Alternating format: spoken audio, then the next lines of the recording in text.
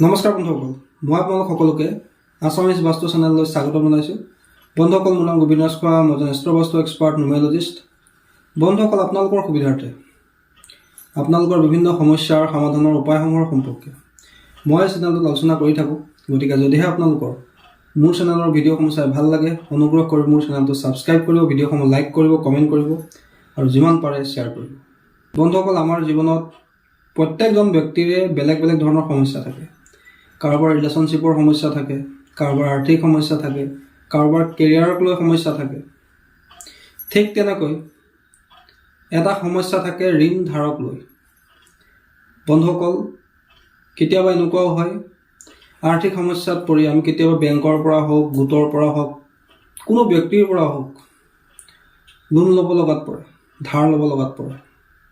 কিন্তু লাহে লাহে সেই ধাৰৰ বোজা বাঢ়ি যাবলৈ ধৰে। আমি ঋণ পৰিশোধ কৰিবলৈ বিভিন্ন ধৰণে চেষ্টা কৰিও আমি ঋণ পৰিশোধ কৰিব নোৱাৰোঁ, যাৰ কাৰণে আমাৰ ৰাতি টোপনি নাহে।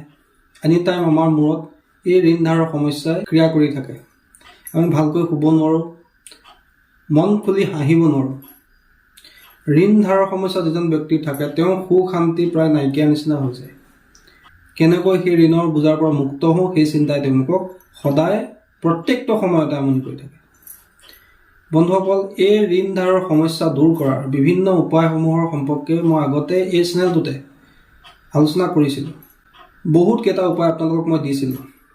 বহুতে সেই উপায়কেইটাৰ মাধ্যমেদি বিভিন্ন ধৰণে লাভান্বিত হৈছে আৰু তেওঁলোকে ফোন কৰি বা হোৱাটছএপৰ যোগেদি মোক এই বিষয়ে জনাইছে। ঠিক তেনেকৈ আজি মই আপোনালোকক এই ঋণ ধাৰৰ সমস্যাৰ পৰা মুক্তি লাভৰ কাৰণে আৰু কেইটামান বিশেষ উপায় লৈ আহিছোঁ। যিকেইটা উপায় আপোনালোকে যদি কৰে, তেন্তে আপোনালোকৰ ঋণ ধাৰৰ সমস্যাৰ পৰা শীঘ্ৰে মুক্তি লাভ হ'ব। আপোনালোকৰ ঋণ ধাৰৰ সমস্যা দূৰ হ'ব।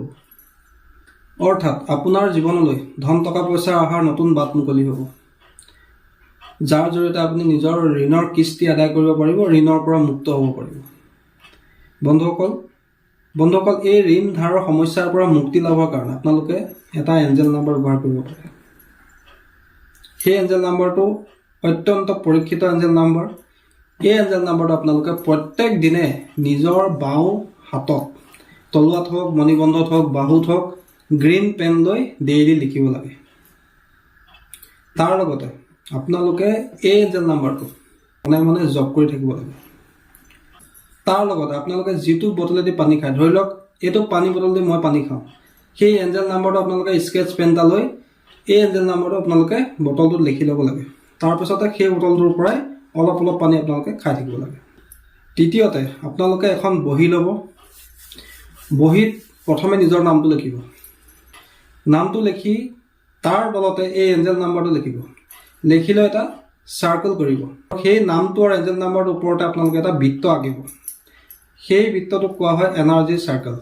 অৰ্থাৎ যদি আপোনালোকে এই প্ৰয়োগটো কৰে, তেন্তে আপোনাৰ এই এঞ্জেল নাম্বাৰ পজিটিভ পাৱাৰটো আপুনি লাভ কৰি থাকিব। সেই ইচিটো অৰ্থাৎ এনাৰ্জি চাৰ্কেলটো আপুনি সদায় এখন বহি লৈ ল'ব। প্ৰত্যেক দিনাই এঞ্জেল নাম্বাৰটো লিখিব, লিখি লৈ নিজৰ নামটো লিখি চাৰ্কেল কৰিব, অৰ্থাৎ বৃত্ত আঁকি দিব। এখন বহি লৈ আপোনালোকে কণ্টিনিউ এই প্ৰয়োগটো কৰিব। এই ধৰণে আপোনালোকে এঞ্জেল নাম্বাৰ ব্যৱহাৰ কৰিব পাৰে।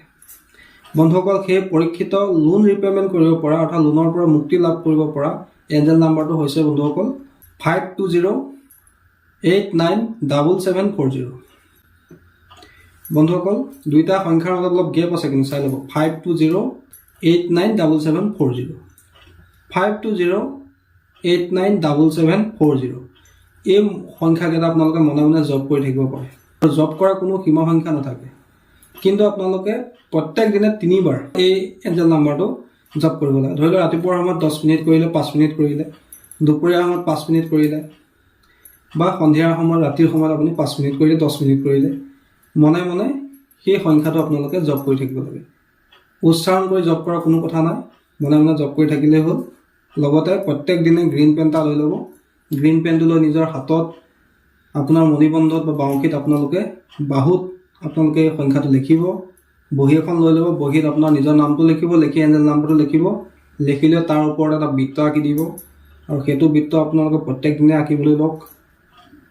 আপোনাৰ পানী খোৱা বটলটোৰ ওপৰত স্কেচ পেন দি বা মাৰ্কাৰ পেন দি এই আঞ্জেল নাম্বাৰটো লিখি লওক আৰু সেই বটল দি আপুনি সদায় পানী খাওক।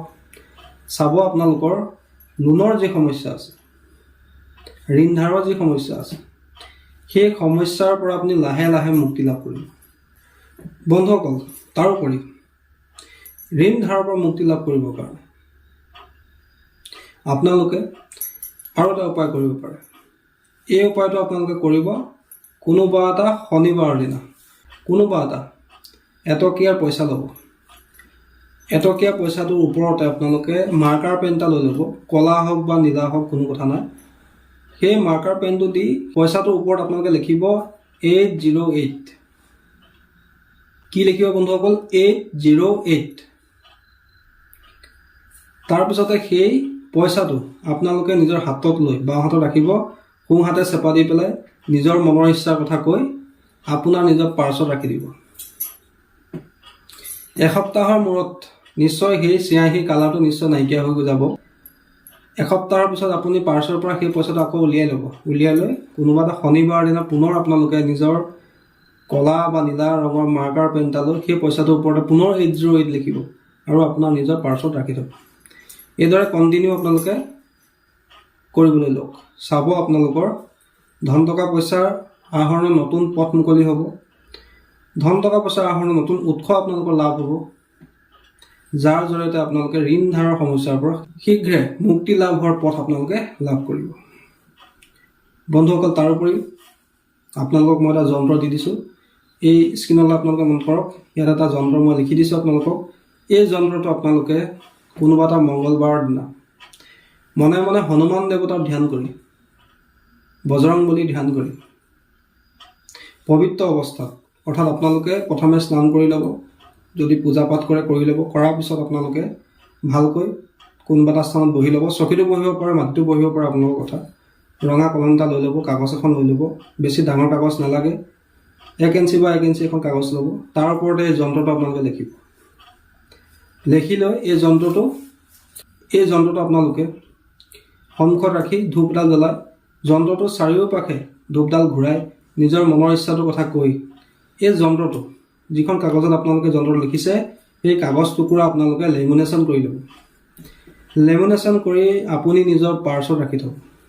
যদি পাৰ্চত ৰাখিব নোৱাৰে তেন্তে আপুনি নিজৰ পকেটত ৰাখি থ'ব। যদি পকেটত ৰাখিবও নোৱাৰে তেন্তে আপুনি নিজৰ গাৰুৰ তলত, গাৰুৰ ভিতৰত আপোনালোকে ৰাখি থ'ব। চাব আপোনালোকে খুব কম দিনৰ ভিতৰতে আপোনালোকৰ ঋণ ধাৰৰ যি সমস্যা আছে, সেই সমস্যাৰ পৰা আপোনালোকৰ শীঘ্ৰে মুক্তি লাভ হ'ব। বন্ধুসকল, সম্পূৰ্ণ বিশ্বাস ৰাখি, ঈশ্বৰৰ প্ৰতি ভক্তি ৰাখি এই উপায়কেইটা আপোনালোকে কৰিব। এই উপায়কেইটা অত্যন্ত পৰীক্ষিত উপায়। বহুজন ব্যক্তিক এই উপায় সম্পৰ্কে মই দিছোঁ আৰু তেওঁলোকে ইয়াৰ পৰা ভাল ফল লাভো কৰিছে। গতিকে আপোনালোকৰ যিসকলৰ ঋণ ধাৰৰ সমস্যা আছে, ঋণ ধাৰৰ সমস্যাৰ পৰা তেওঁলোকে মুক্ত হ'ব খুজিছে কিন্তু মুক্ত হ'ব পৰা নাই, বহুতো চেষ্টা কৰি বিফল হৈছে, তেনে ক্ষেত্ৰত আপোনালোকে ঋণ ধাৰৰ সমস্যাৰ পৰা মুক্তি লাভৰ কাৰণে, আৰ্থিক সচ্ছলতাৰ কাৰণে, আৰ্থিক সমৃদ্ধিৰ কাৰণে এই উপায়কেইটা আপোনালোকে কৰিব পাৰে। বন্ধুসকল, আশা কৰিছোঁ আজি আপোনালোকৰ ঋণ ধাৰৰ সমস্যাৰ পৰা মুক্তি লাভৰ এই সহজ সৰল উপায়কেইটাৰ সম্পৰ্কে জানি ভাল লাগিলে।